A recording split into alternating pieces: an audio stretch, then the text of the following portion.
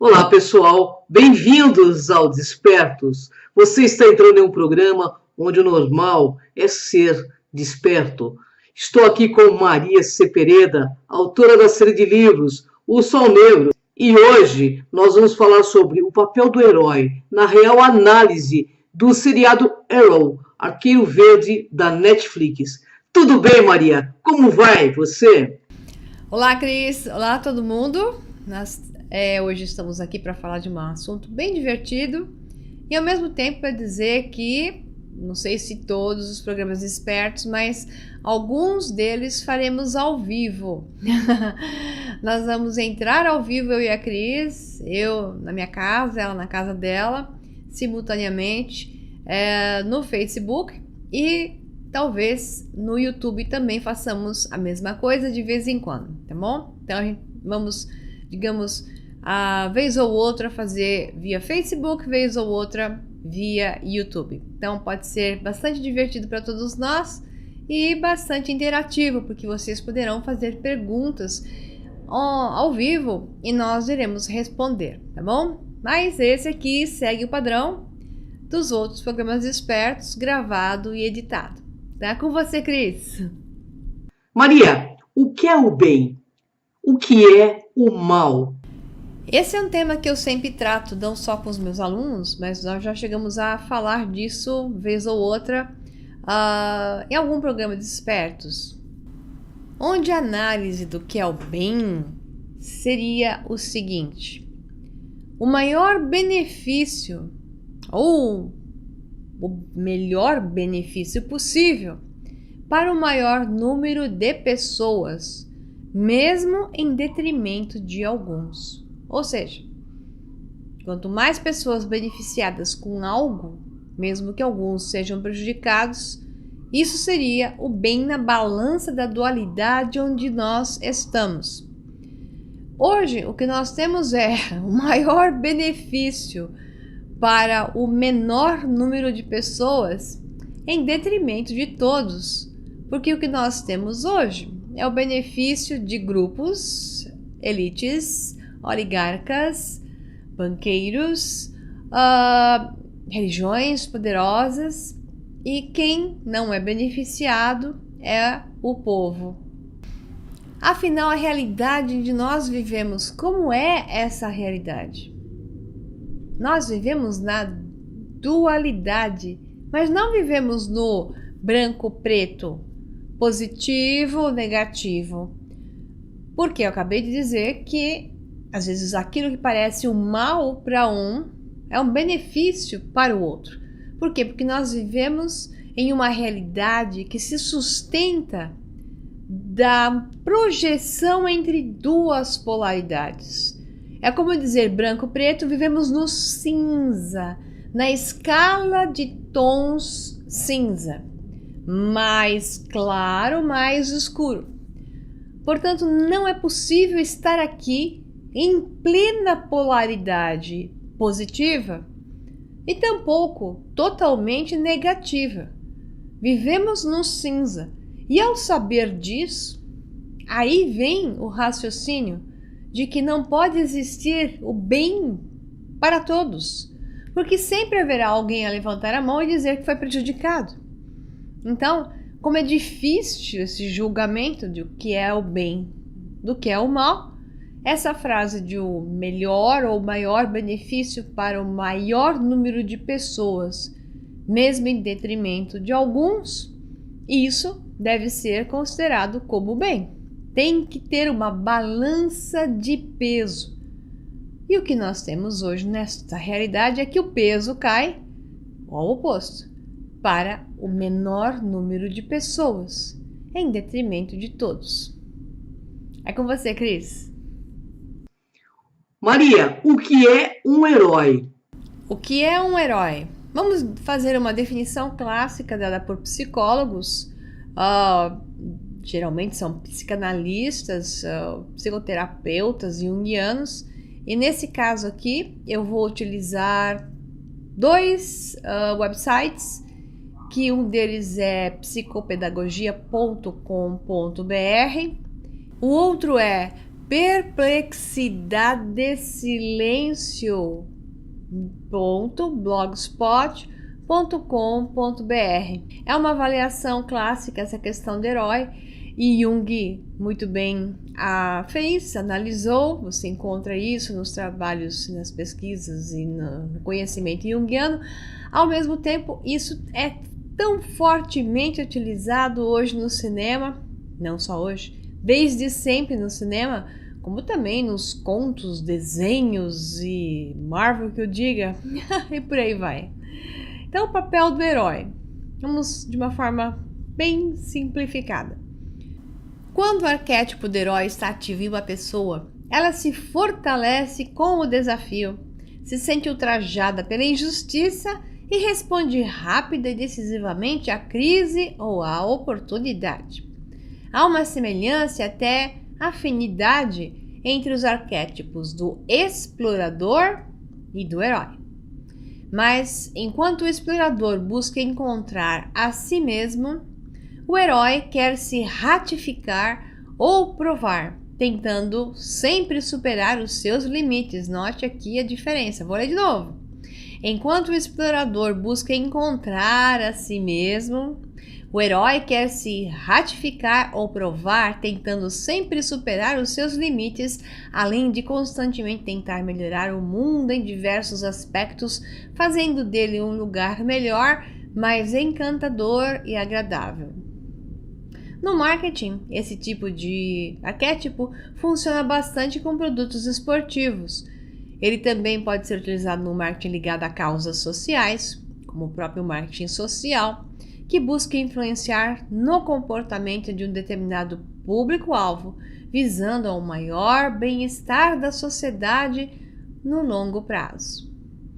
Lema do herói: onde há vontade, há um caminho. Ele está sempre motivado, né? O herói é o que está sempre em alto nível de motivação.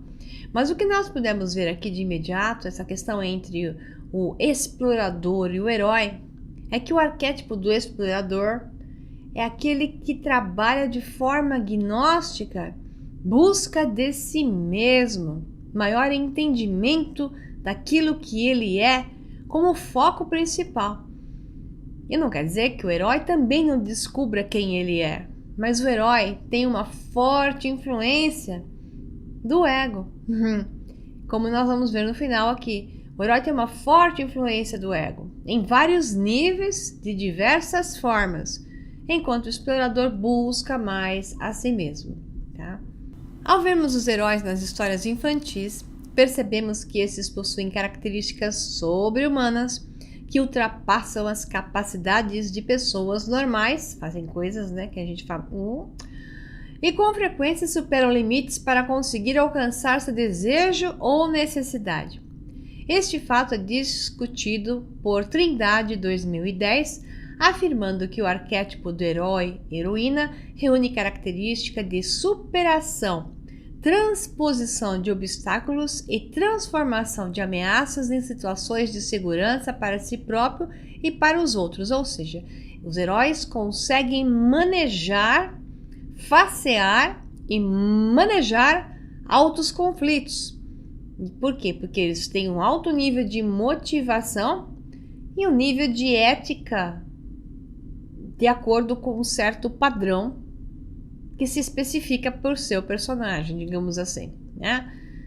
Segundo Samuels Shorter e Plot, 2003, o herói representa a vontade e a capacidade de procurar e suportar repetidas transformações em busca da totalidade ou significado. Ele tem lá o seu lema, ele defende uma bandeira, né? Busca isso dentro dele e tenta mostrar isso para o seu público. Por isso, às vezes, parece ser ego. Outras vezes é o self. Então, umas vezes é o seu eu verdadeiro que está ali se descobrindo ou sendo descoberto pelo próprio herói. Outras vezes é fortemente o ego, né? Em outros termos, ele é a personificação do eixo ego-self. Self é o si mesmo, ok? Assim, segundo Oliveira, 2007, a tarefa do herói consiste em trazer à luz as dificuldades pessoais e erradicá-las em favor do próprio crescimento. Por isso tantos desafios e altos sacrifícios. A narrativa em geral envolve libertar-se de um poder opressor que ao mesmo tempo amedronta e protege, e adquirir o próprio poder de escolha e decisões. Às vezes acima da lei, né? O que geralmente acontece com os heróis que a gente conhece. Então a jornada apresenta vários personagens que interagem com o protagonista, alguns o auxiliam e outros o confrontam, o conduzindo a enfrentamentos inimagináveis. Essas outras personagens são partes da própria personalidade, tais como medos, potenciais instintivos, criatividade, intelectualidade e por aí vai. Interessante, né? Outros elementos presentes são mais impessoais, como objetos mágicos, essa parte eu gosto, mapas, indicadores da jornada a ser seguida, que representam o impulso natural para o crescimento e amadurecimento, ou seja, é a presença do self, do si mesmo, como um organizador da psique individual e coletiva. Isso é Jung, baseado em Jung, escrito em 2008, pelo texto em si. Você saberia dizer se existem variantes em tipos de heróis? Os 7 tipos de heróis, vamos ver? Baseado no website Perplexidade e Silêncio.blogspot.com.br. O primeiro herói é o herói que vence, invencível, o herói épico. Esse é o tipo clássico de herói que estamos acostumados a ler.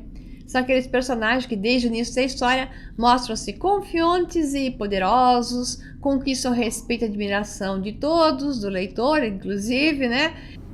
Seria como o Rei Arthur, ou até, eu diria, o Thor, o maravilhoso Thor. O segundo tipo é o relutante. O herói relutante é aquele que não se vê como a história o vê. Mais ou menos aquilo que a gente viu de Harry Potter, né? Ele ficava o tempo todo assim, eu sou tudo isso, né? Ou seja, por mais que a narrativa gire ao seu redor daquele seu valor todo, que pode ser valor moral, ou de sua força, ou de sua coragem, de seus poderes especiais, ele mesmo não se vê como herói, nem possui a autoconfiança de um. E essa característica de vulnerabilidade faz de nós, leitores, adorá-los ainda mais e torcer por eles. Normalmente, ao final do enredo, esse tipo de herói finalmente percebe quem é, ou não tem saída, né? Tem que se transformar naquilo. E esse é um momento chamado de epifania. É geralmente o clímax na história, quando ele dá a virada na coisa. Um exemplo de herói relutante é Peter Parker, da história em quadrinhos do Homem-Aranha. Vamos ao terceiro, que é o anti-herói clínico. Grande parte das pessoas adora esse tipo. Veja a comoção que Loki em Os Vingadores causa. Esse tipo de herói conquista o leitor pela imprevisibilidade. Às vezes age de forma mesquinha e cínica, à margem da maldade.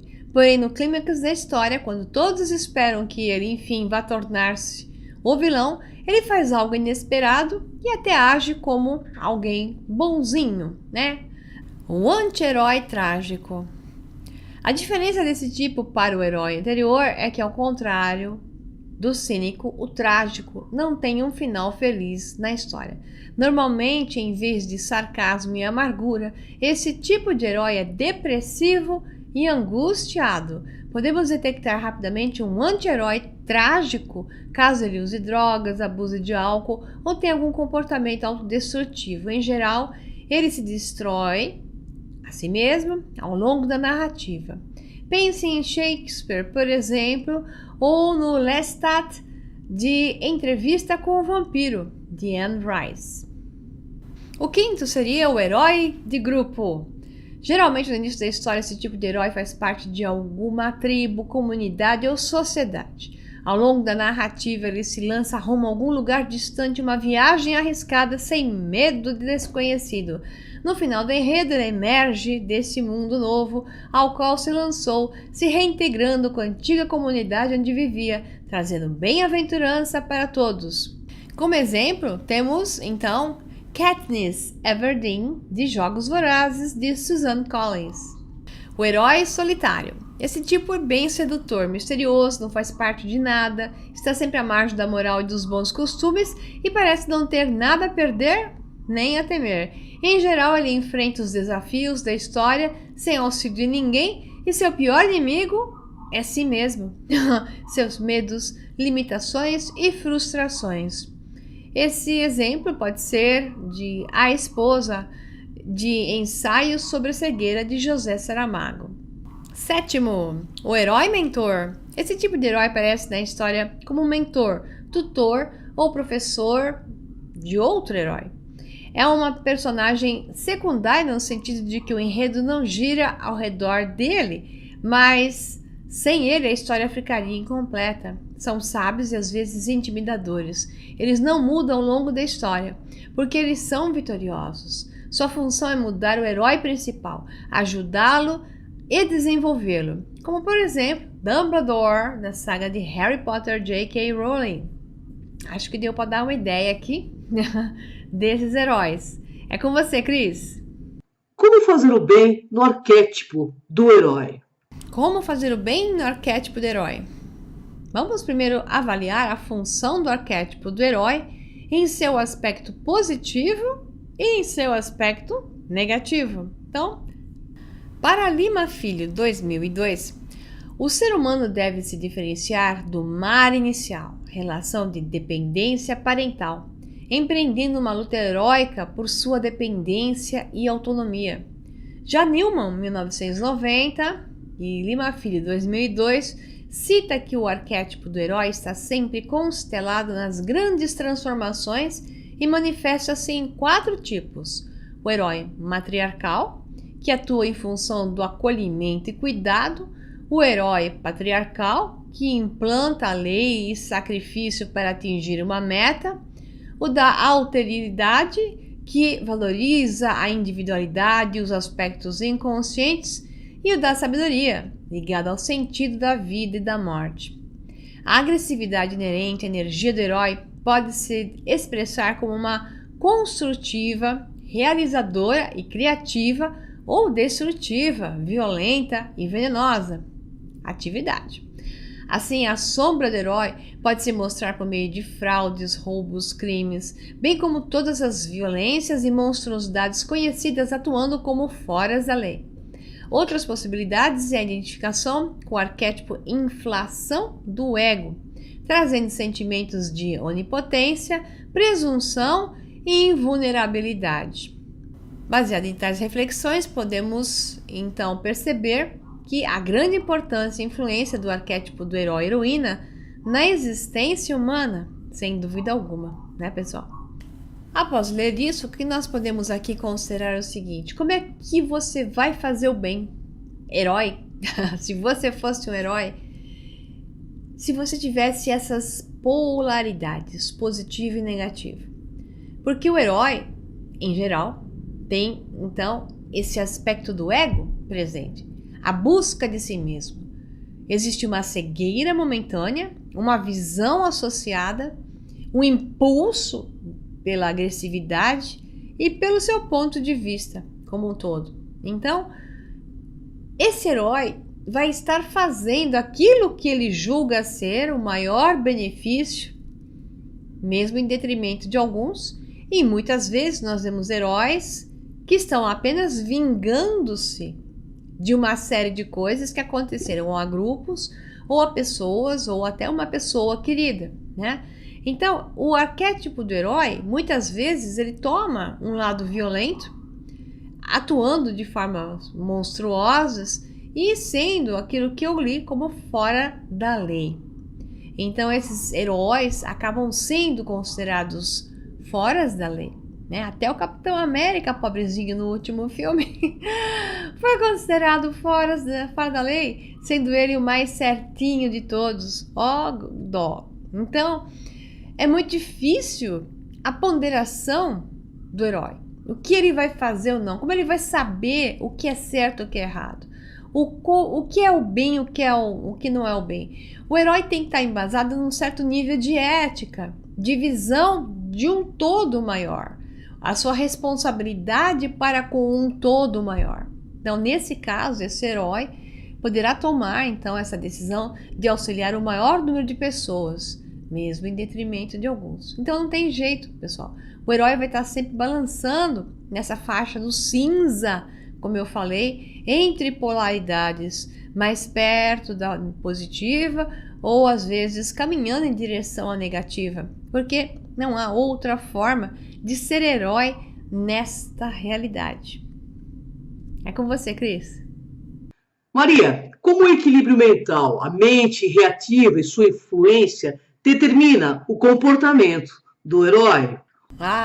Excelente pergunta. Primeiro vamos definir o que é a mente reativa.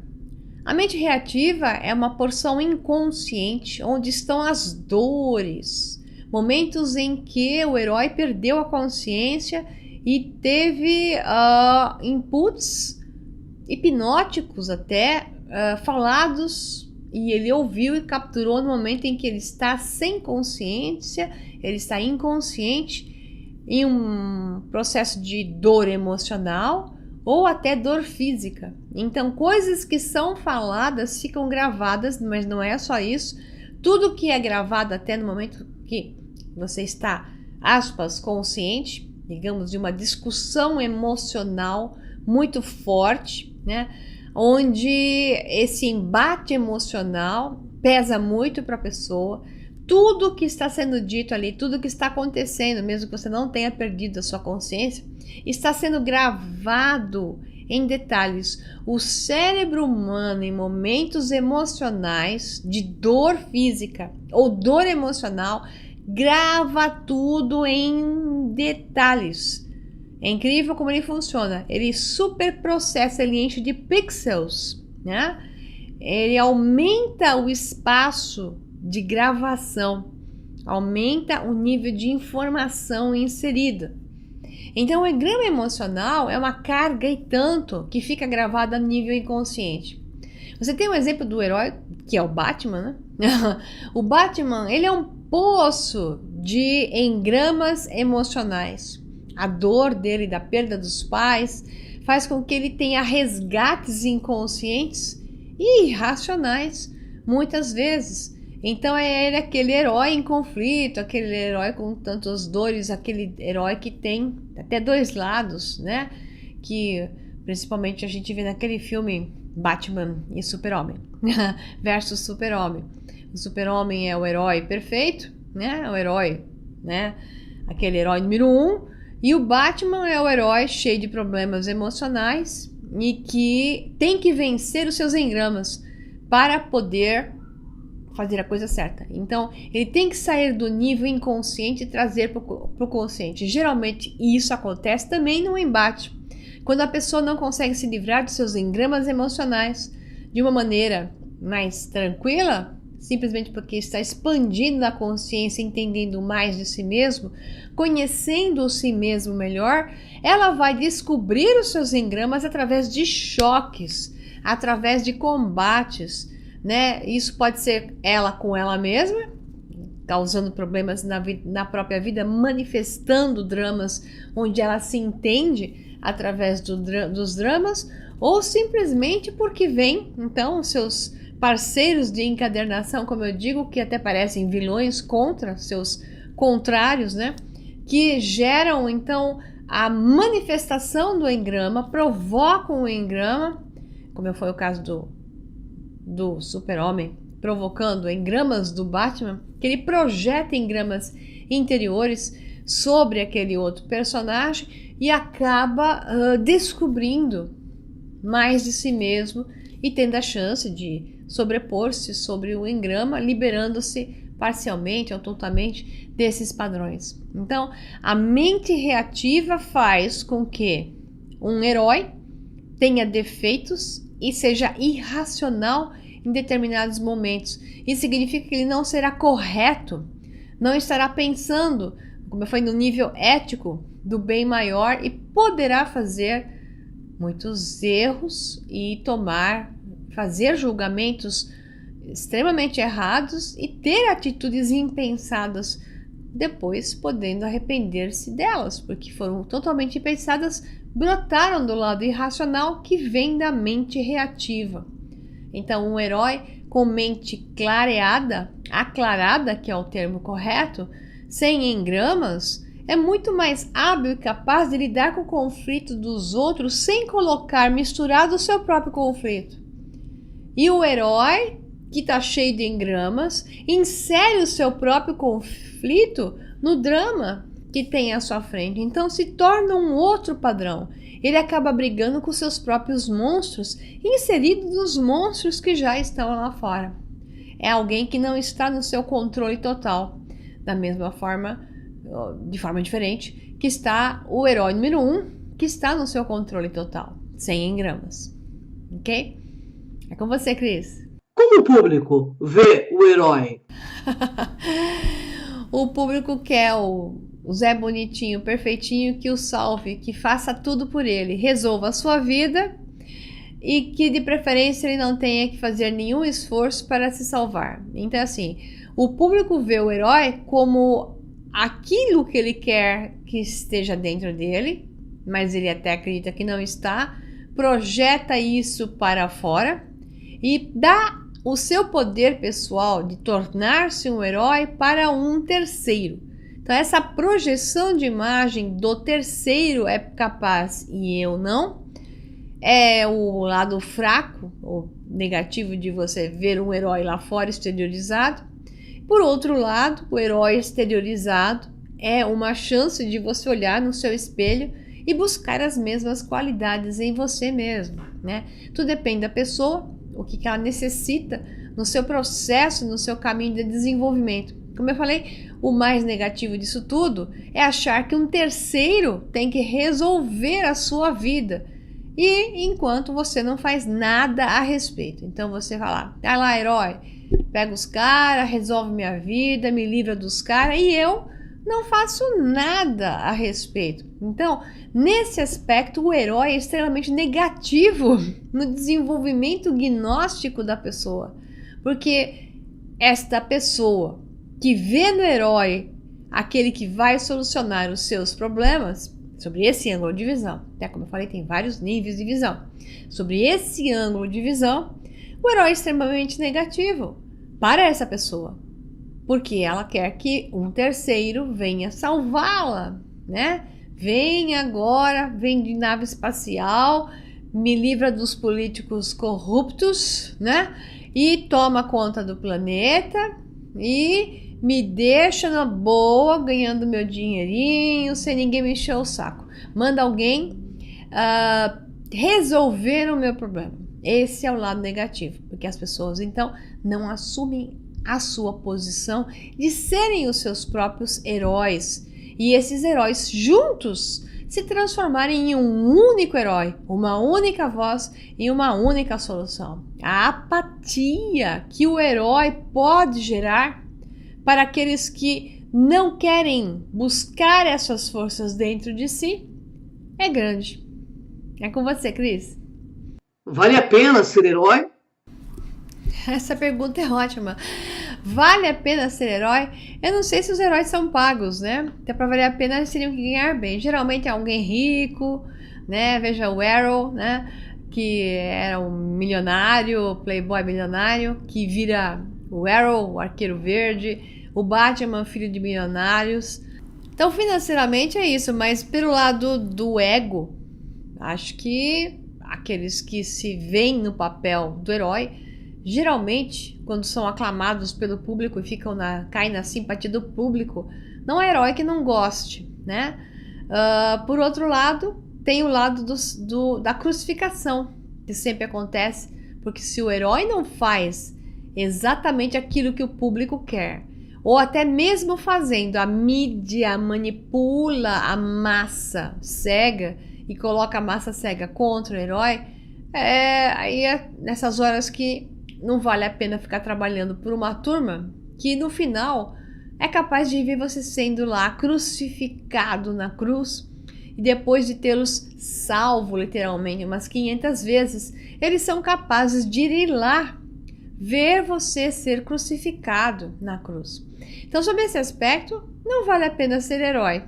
E é isso que você pode esperar de alguém, porque quando você dá demais, um gradiente muito grande para alguém, que no caso é o público, o herói faz demais pelo público, pelas pessoas, e elas não têm como pagar, devolver isso, você pode esperar que a crucificação vai acontecer mais cedo ou mais tarde. Por isso que não se deve dar de forma exagerada, porque ocorre um aspecto psicológico que a pessoa não consegue te devolver daquela forma e acaba gerando um padrão de reação overt sobre a pessoa.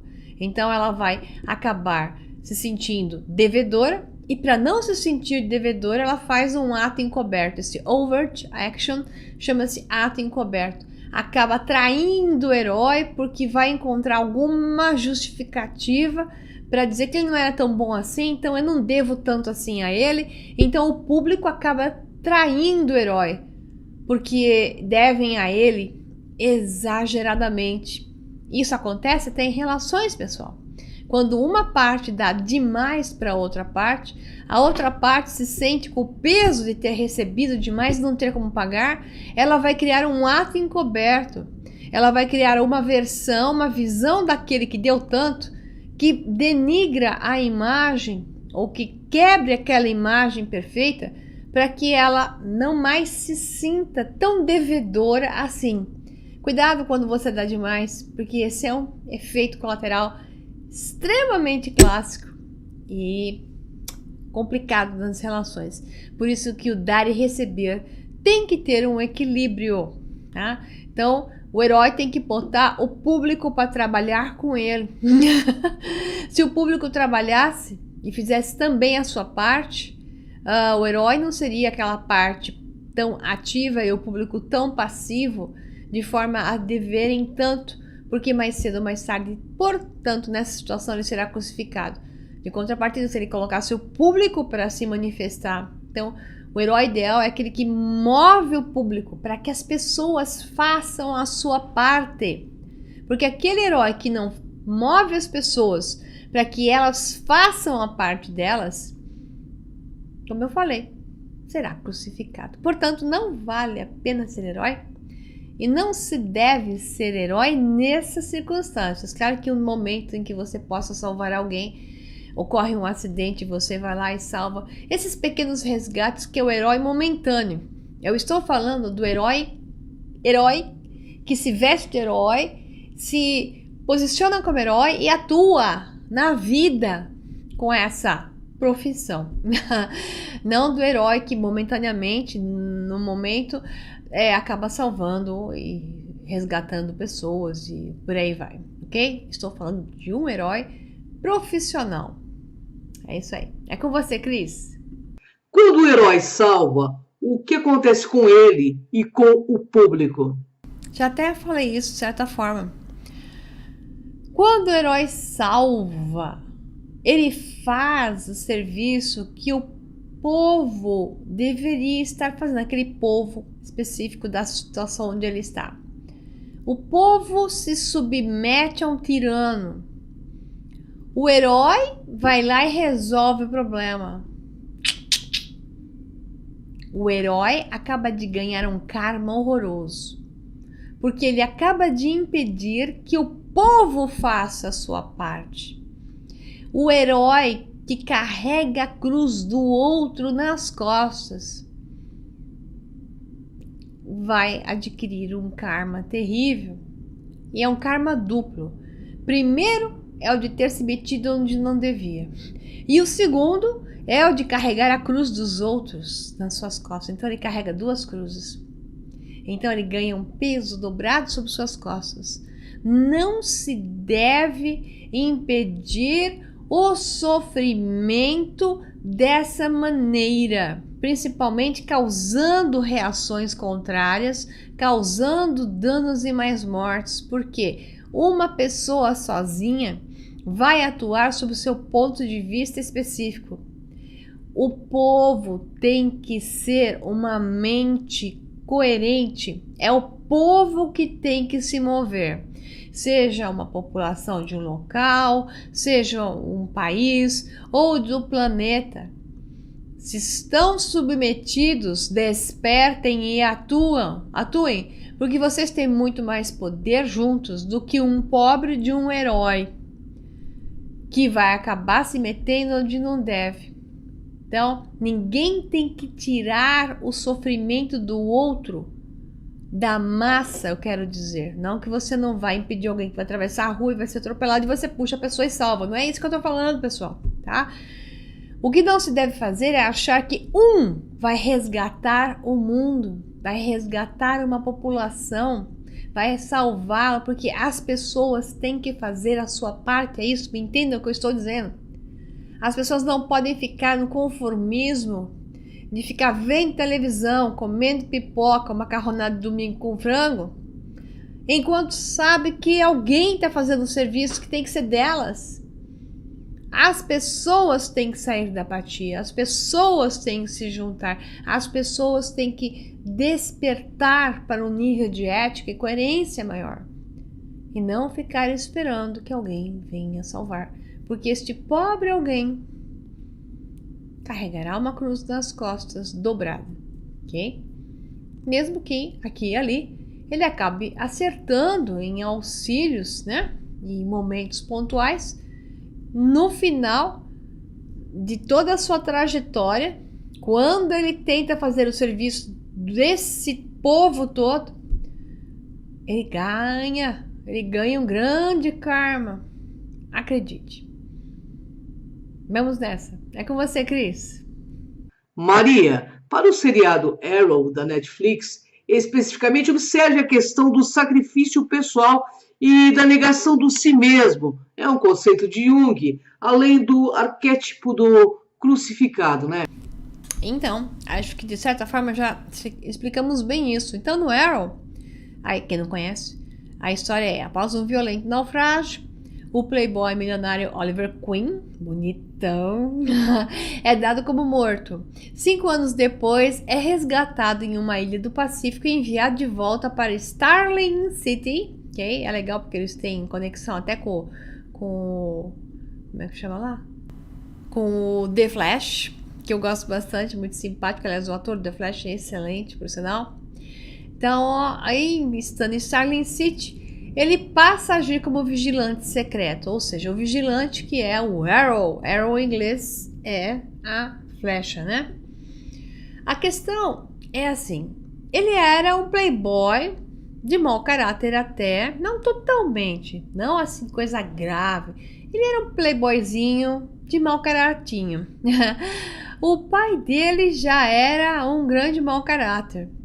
E o pai dele fez um monte de coisas erradas. E o pai dele, ao morrer, diz pro filho: você vai limpar a sujeira que eu fiz.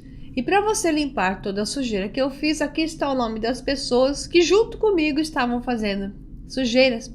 E você tem que impedir uma por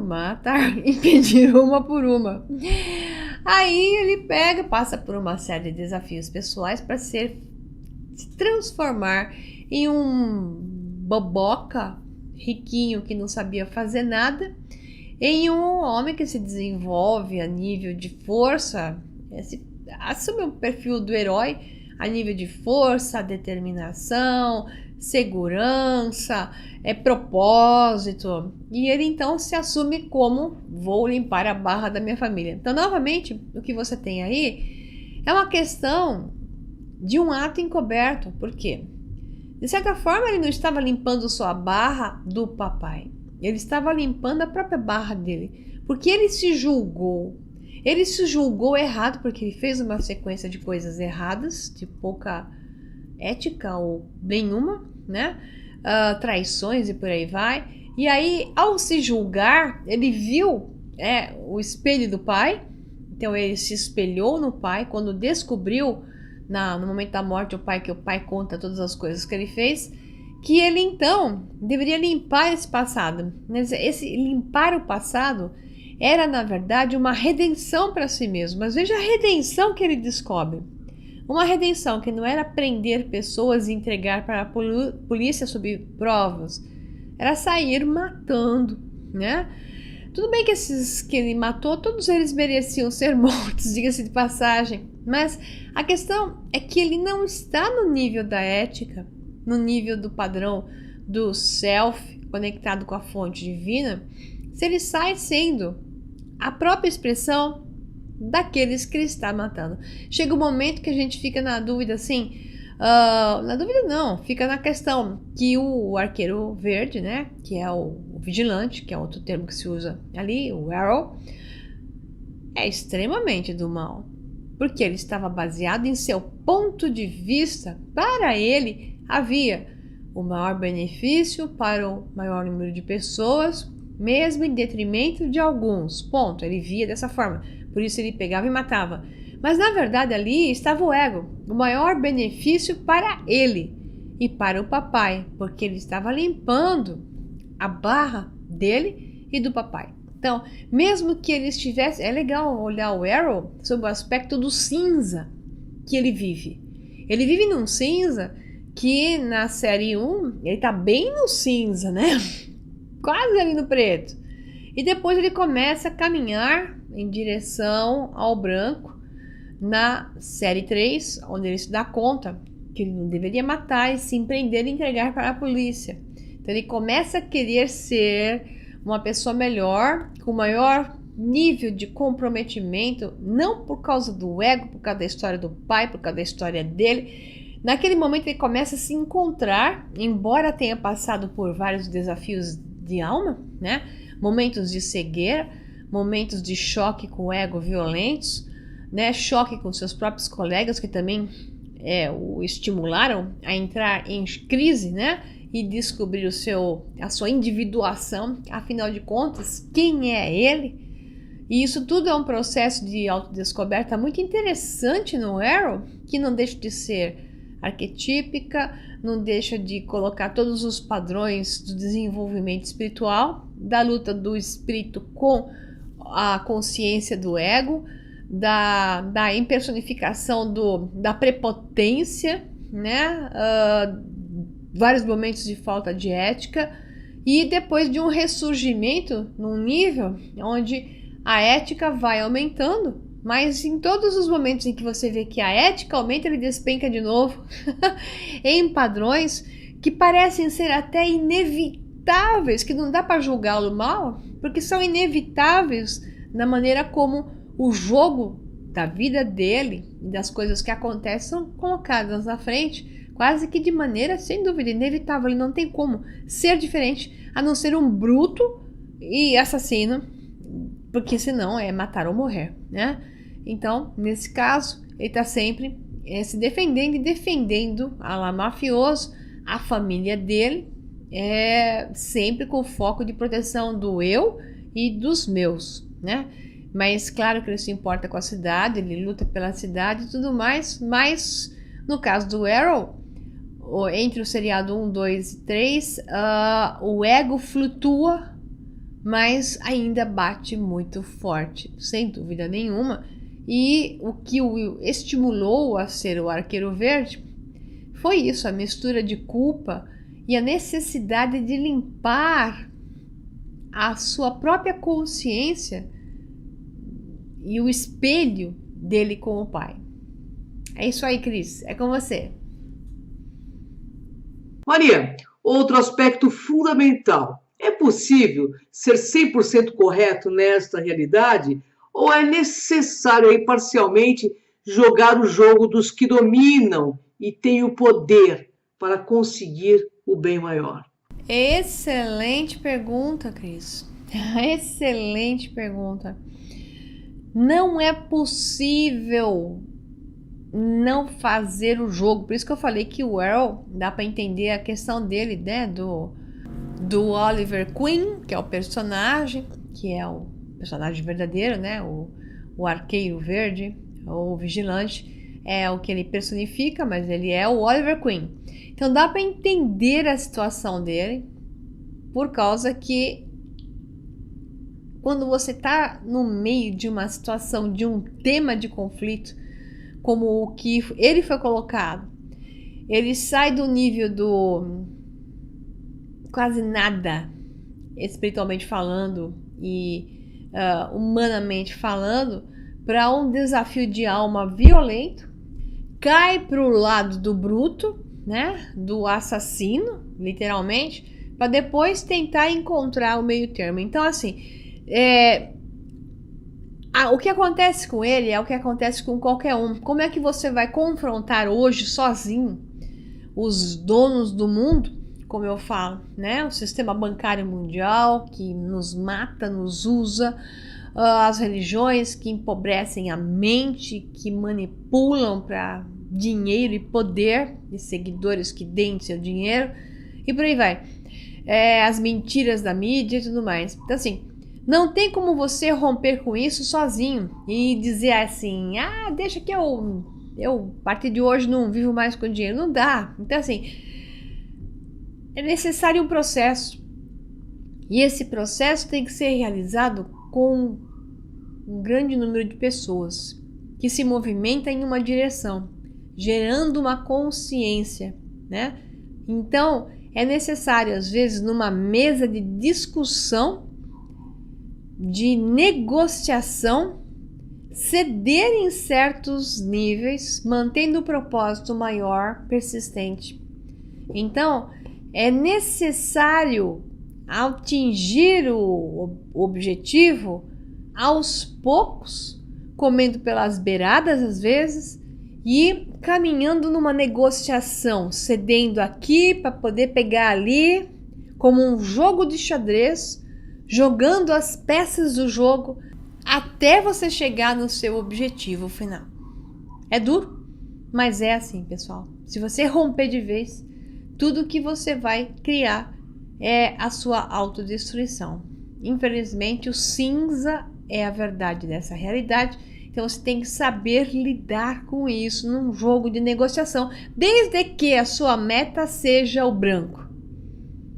Você vai caminhar pelo cinza, mas se você for um ser correto, você está enxergando claramente o branco, ok? É com você, Cris. Gratidão, Maria, gratidão, internautas. Uma honra estar com vocês. Inscrevam-se no Kron TV, nosso canal do YouTube, ou no Som Negro 11, canal de Maria Pereda. Contamos com vocês. Até o próximo. Despertos.